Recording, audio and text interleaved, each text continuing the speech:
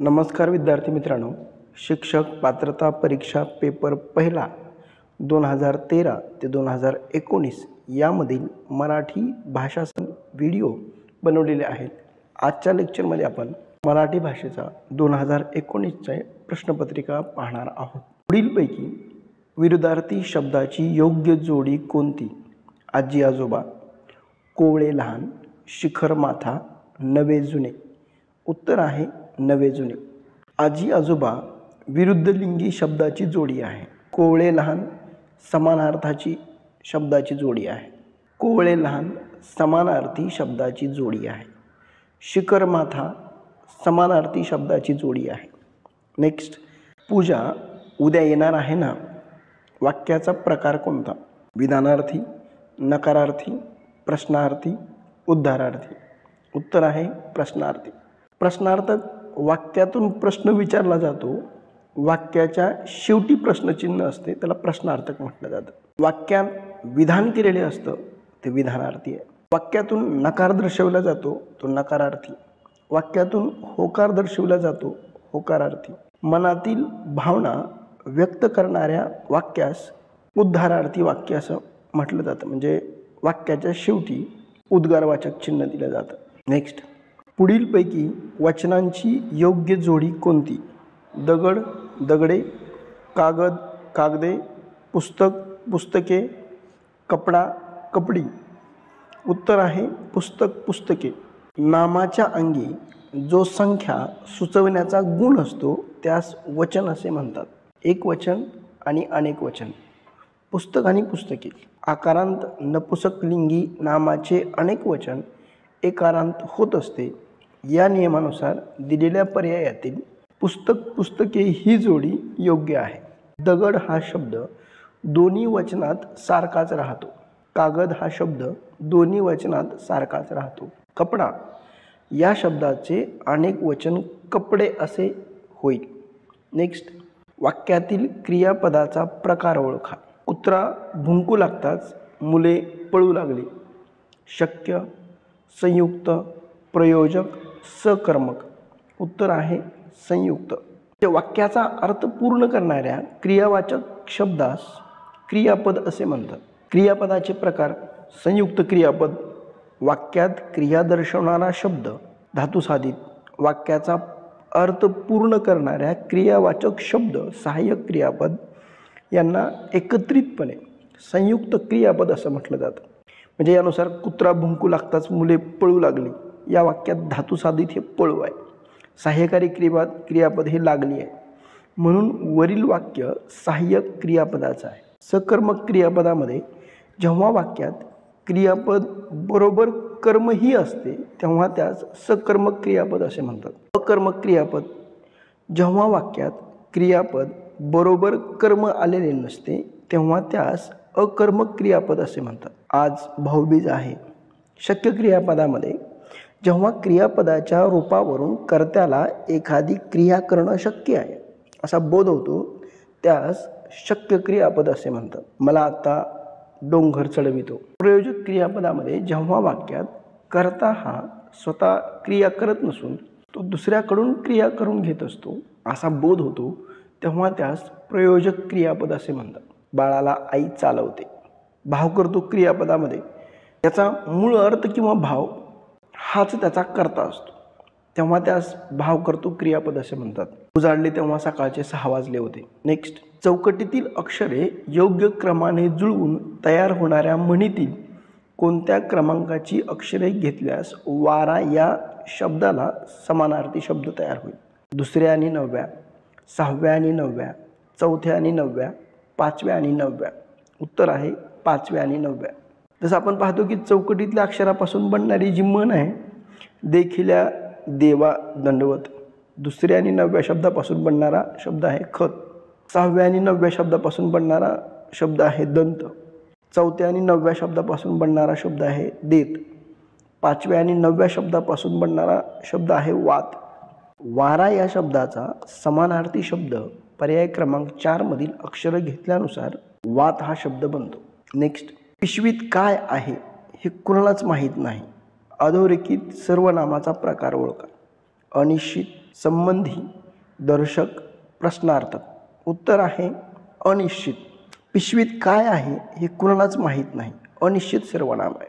शेवटी प्रश्नचिन्ह नाही, म्हणजे कोणत्या नामाबद्दल आले सांगता येत नाही। जसं आपण सर्वनामाबद्दल पाहिलं की नामाऐवजी वापरला जाणारा शब्द म्हणजे सर्वनाम हो।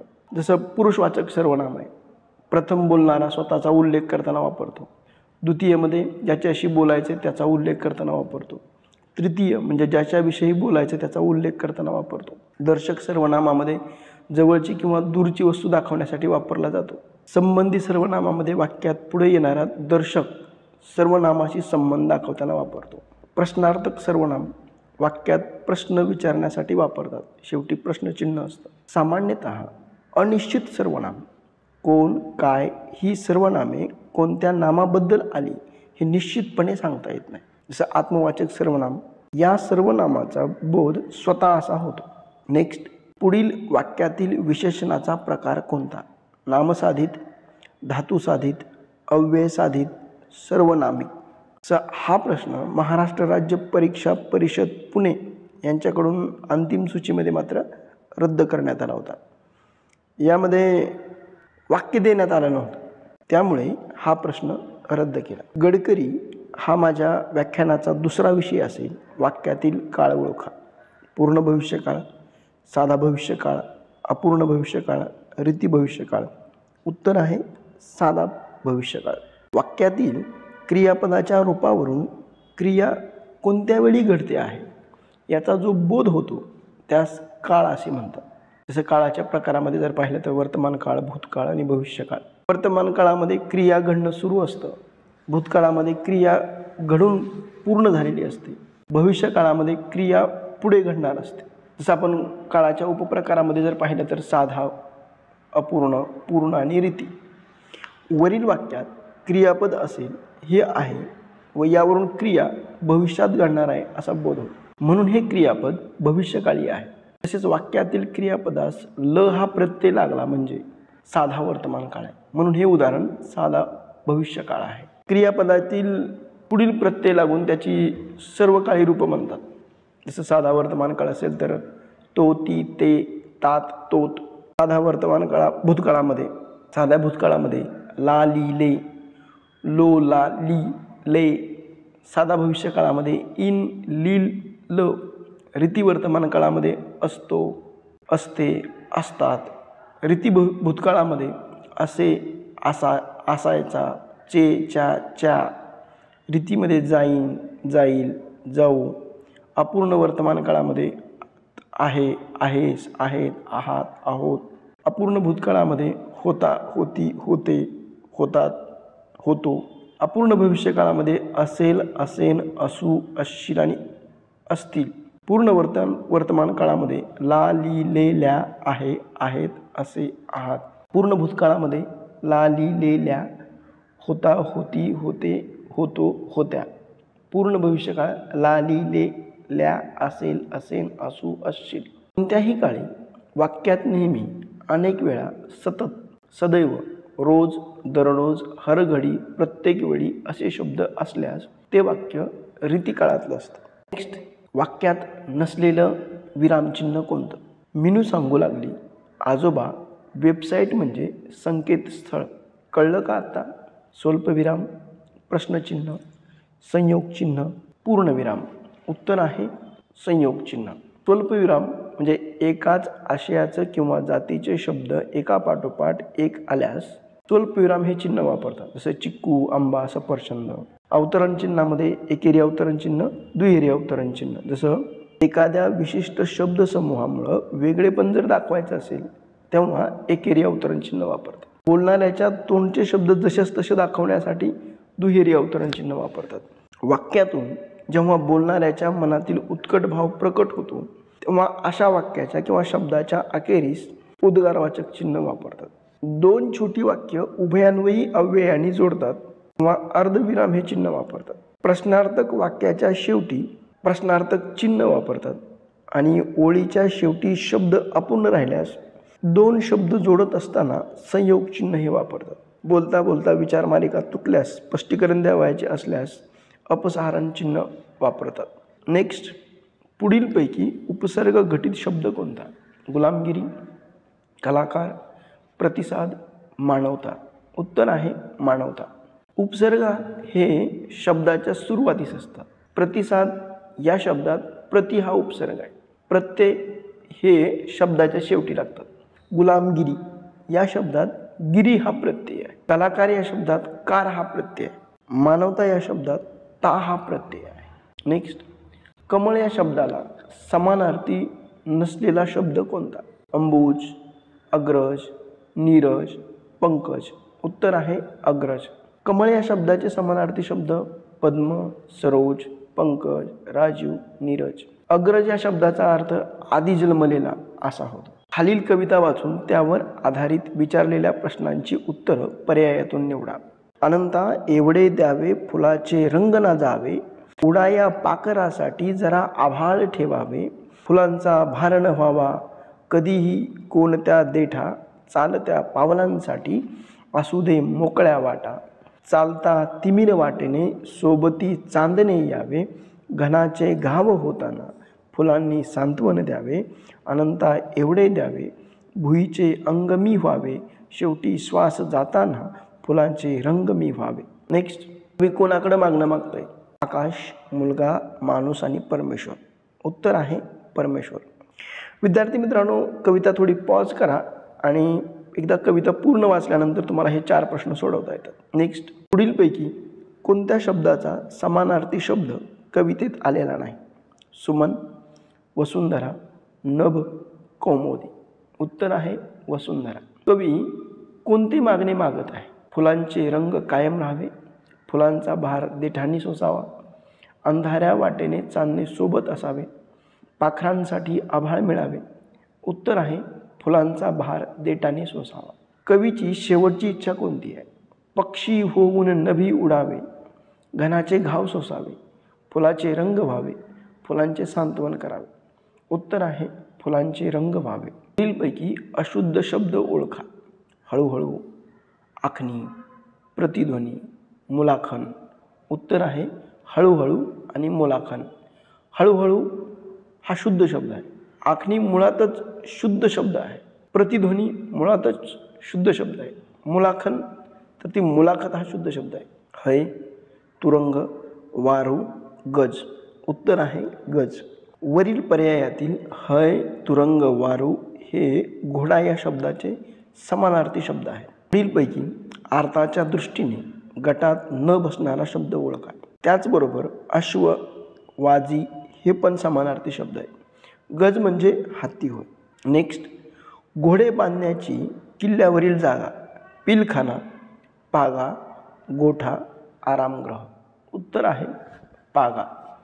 जसं आपण पाहतो की प्राणी आणि प्राण्यांची घरं, जसं चिमणीचं घरटं, हत्तीचा हत्तीखाना, गाईचा गोठा, वाघ आणि सिंहाची गुहा, कोंबडी असेल तर तिचं खुराडं, साप असेल तर वारो, घोडा असेल तर तबेला, उंदीर असेल तर बीड, मधमाशी असेल तर पोळं, ससा असेल तर बीड, माणूस असेल तर घर, कावळा असेल तर घरटं, कोळी जाळे, मुंगी वारुळ, पक्षी घरटे, पोपट ढोली. नेक्स्ट, पुढीलपैकी योग्य वाक्यप्रचार असलेला पर्याय कोणता?